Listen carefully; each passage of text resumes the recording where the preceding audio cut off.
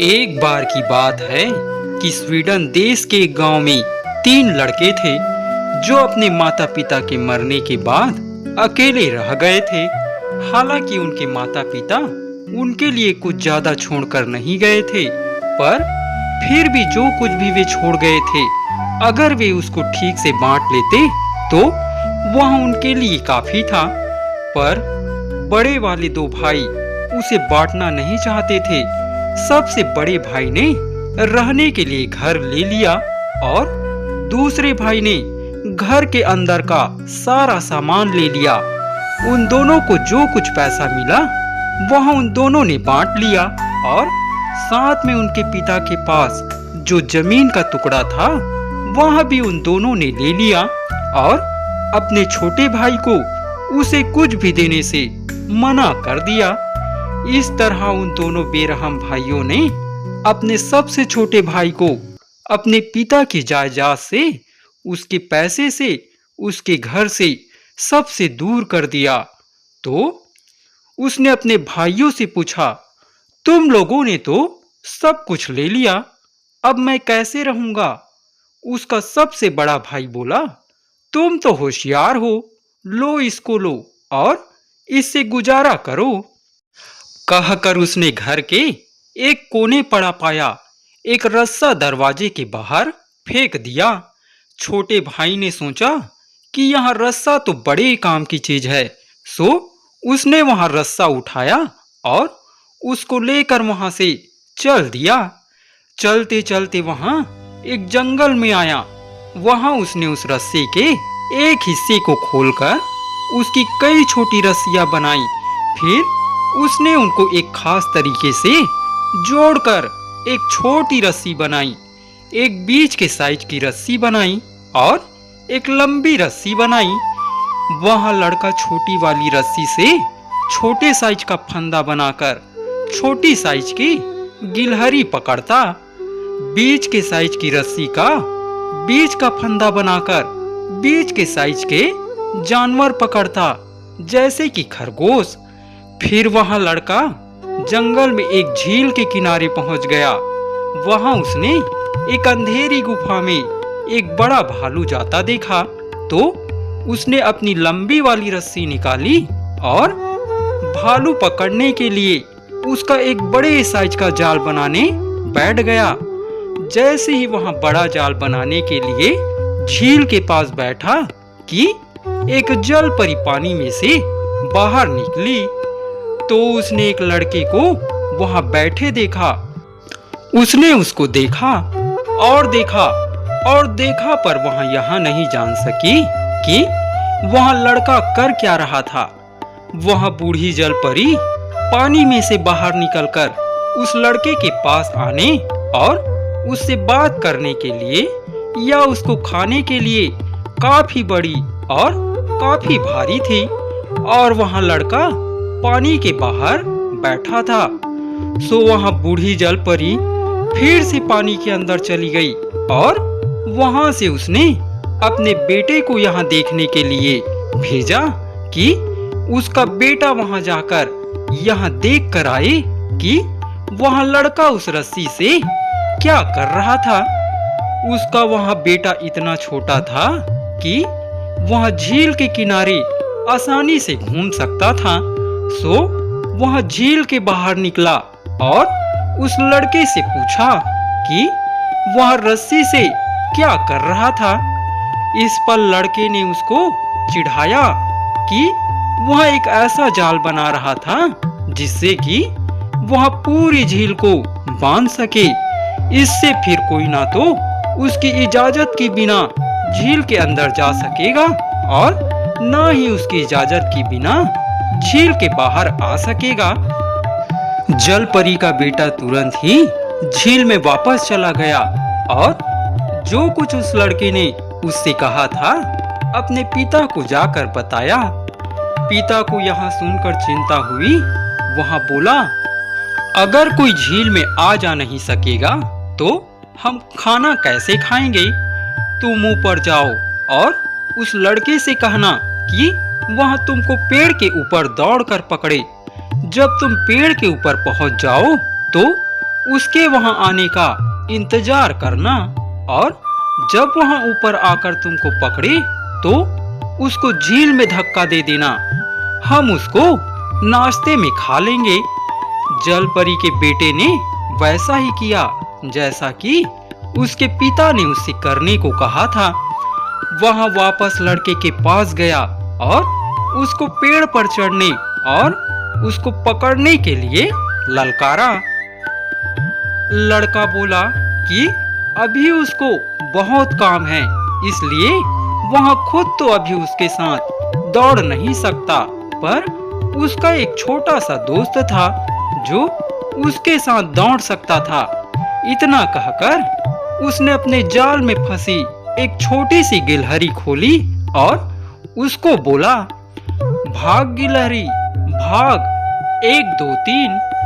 वह गिलहरी तुरंत भागकर पास वाले पेड़ पर चढ़ गई और जल परी का वहां बेटा तो वहीं का वहीं खड़ा रह गया। वहां बेचारा फिर अपने पिता के पास गया और जो कुछ हुआ था कह सुनाया। यह सुनकर उसके पिता ने उससे कहा, तुम फिर वापस जाओ और उससे फिर अपने साथ दौड़ लगाने को कहो, और जब वह तुम्हारे साथ दौड़ते दौड़ते थक जाए तो उसको झील में धकेल देना, फिर हम उसको थोड़ा थोड़ा करके खा सकते हैं। जल परी का बेटा फिर चल दिया और उसने फिर उस लड़के को दौड़ के लिए ललकारा। वह लड़का बोला, मैंने तुमसे कहा ना कि मुझे अभी बहुत काम है, इसलिए मैं तुम्हारे साथ अभी नहीं दौड़ सकता, पर मेरा एक और छोटा सा दोस्त है जो तुम्हारे साथ दौड़ सकता है। कहकर उसने अपना पकड़ा हुआ एक खरगोश खोला और उसको उस लड़के के साथ दौड़ने के लिए भेज दिया। भाग खरगोश भाग, 1 2 3। और खरगोश तो जैसे ही खुला वैसे ही वहां तेजी से भाग लिया। अब क्या था, खरगोश आगे आगे और वहां लड़का उसके पीछे पीछे। बहुत जल्दी ही वहां लड़का खरगोश से बहुत पीछे रह गया। यह सब देखकर तो वहां लड़का बहुत परेशान हुआ। वह फिर वापस अपने पिता के पास पहुंचा और जाकर पिता को सारा हाल सुनाया। पिता ने कहा कि अब की बार जाकर तुम उसको कुश्ती के लिए ललकारो, और क्योंकि तुम मेरे बेटे हो इसलिए तुम बहुत ताकतवर हो, तुम जल्दी ही उसको जमीन पर पटक दोगे। जब तुम उसको जमीन पर पटक दो तो उसको उठाकर झील में डाल देना, फिर हम उसको साथ साथ खा लेंगे। यह सुनकर वह लड़का फिर झील के ऊपर आया और उस लड़के को अब की बार कुश्ती के लिए ललकारा। वह लड़का कुछ गुस्से में बोला, मैंने तुमसे कितनी बार कहा कि मुझे अभी बहुत काम है, इसलिए मैं खुद तुम्हारे साथ कुछ नहीं कर सकता। मेरे दादाजी उस गुफा में सो रहे हैं, तुम जाकर उनको कुश्ती के लिए ललकार सकते हो, पर कुश्ती लड़ने से पहले तुमको उन्हें जगाना पड़ेगा। उस गुफा में चले जाओ और वहां जाकर उनके सिर पर जोर से मारना, बस वहां उठ जाएंगे। वहां जल परी का बेटा उस अंधेरी गुफा में गया और एक बड़ी सी परछाई जमीन पर पड़ी देखी। उसने उससे कहा, आओ कुश्ती लड़ते हैं, पर वहां परछाई तो वहां खर्राटे भरती रही, बोली नहीं। उसने उससे फिर कहा, आओ ना कुश्ती लड़ते हैं, पर वहां परछाई फिर भी वहां खर्राटे भरती रही, उठी ही नहीं। इस पर उसने उसका हाथ पकड़कर उसके कान पर मारा। इससे वहां भालू जाग गया और अपने पिछले पैरों पर खड़ा हो गया। उसने उस जल परी के बेटे को एक ही धक्के में गुफा के बाहर जंगल के पार वापस झील में फेंक दिया। जल परी का बेटा फिर अपने पिता के पास गया और बोला, यह लड़का तो हम लोगों से बहुत ज्यादा ताकतवर लगता है। उसके दादा ने तो मुझे इतनी जोर से धक्का मारा कि मैं तो झील के बीच में ही आ गिरा। ऐसे तो हम उस लड़के को कभी नहीं जीत सकते पिताजी। पिताजी ने कहा, ठीक है, तुम एक बार फिर उस लड़के के पास जाओ और उससे पूछो कि वहाँ हम लोगों को यहाँ छोड़ने का क्या लेगा। हम नहीं चाहते कि वहाँ हमारी झील को बांधे। सो वहाँ बेटा फिर उस लड़के के पास गया और उससे पूछा कि वहाँ उनको वहाँ छोड़ने का कितना पैसा लेगा। लड़के ने अपना टोप उतारकर उल्टा करके उसके सामने रख दिया और बोला, बस यहाँ टोप भरकर। वहाँ बेटा फिर से अपने पिता के पास दौड़ा गया और वहाँ जाकर कुछ सिक्के बटोरने में उसकी सहायता करने लगा, जो सालों से झील की तली में इकट्ठे हो गए थे। इधर जब जलपरी का बेटा चला गया, तब उस लड़के ने अपने टोप में एक छेद कर लिया और उस टोप को एक गहरे गड्ढे के ऊपर रख लिया। उधर जलपरी के बेटे ने जितने सिक्के वहां सोच सकता था कि उस टोप को भरने के लिए काफी होंगे, उतने सिक्के बटोरे और झील के ऊपर आकर उस लड़के के टोप में डाले। पर वे तो बस उस टोप की तली ही ढक सके। वहां फिर झील में गया और फिर से बहुत सारे सिक्के उठाकर लाया और उस लड़के के टोप में डाले, पर फिर भी उसका टोप नहीं भरा। जलपरी के बेटे ने जाकर यहाँ अपने पिता से कहा कि वहाँ कई बार सिक्के उस लड़के के टोप में डाल चुका है, पर उसका टोप है कि वहाँ तो भरता ही नहीं। उसके पिता ने कहा, उससे जाकर कहो कि हमारे पास इतना ही पैसा है। और यहाँ कहकर उसने एक सिक्के भरा एक बैरल झील के किनारे पर फेंक दिया। बेटा फिर झील के ऊपर आया और उस लड़के से बोला, मेरे पिताजी कहते हैं कि हमारे पास इतना ही पैसा है, इसको ले लो और यहाँ से जाओ और हमको छोड़ दो। लड़के ने वायदा किया कि वहाँ झील को नहीं बांधेगा और जलपरी का बेटा यह खुशखबरी लेकर तुरंत ही अपने पिता के पास दौड़ गया। उधर लड़के ने संभाल कर अपनी रस्सियों के सारे जाल समेटे ताकि उसमें कोई जानवर फंस न जाए। फिर उसने अपना वहां सिक्के वाला गड्ढा मिट्टी से भर दिया और इस तरह से अपना कुछ पैसा वहां छिपा दिया।